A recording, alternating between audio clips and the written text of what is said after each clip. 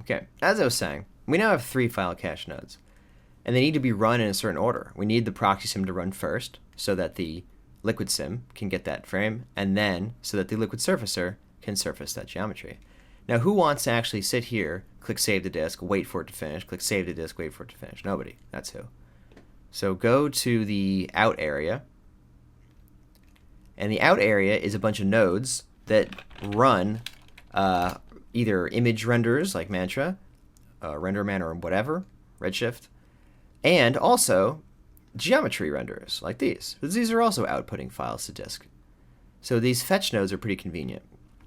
We could say fetch proxy sim. They don't really do anything. All they do is they point to these things.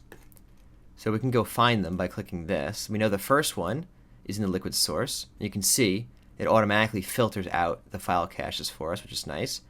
Point to the render node inside of the file cache, like so. And there you go. That's it.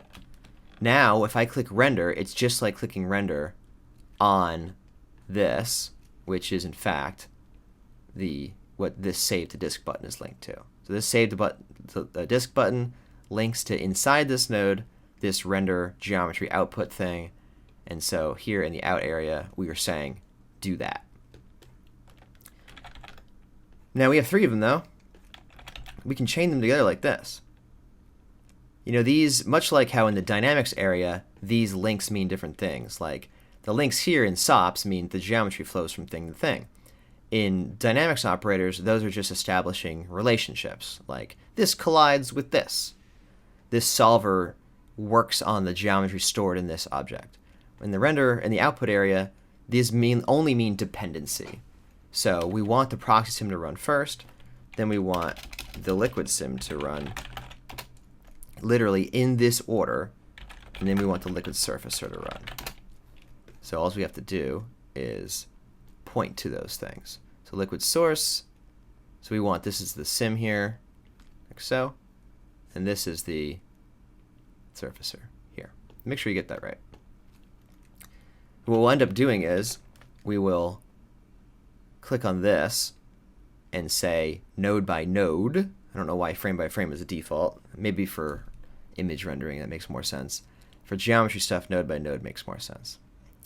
And then if I click render, it will try to render this one, but say, oh, I have a dependency. I got to wait for this guy. And then he'll say, oh, no, I have a dependency. So it'll actually start with this one, much like the way SOPs actually depend on the nodes above them. Now, to prove that this will all work, and I know we only actually ended up caching a couple of these things, I'm just going to delete them. And now I'm going to say, do everything at once. And let's see if it does it. And there's the result. It did the whole thing.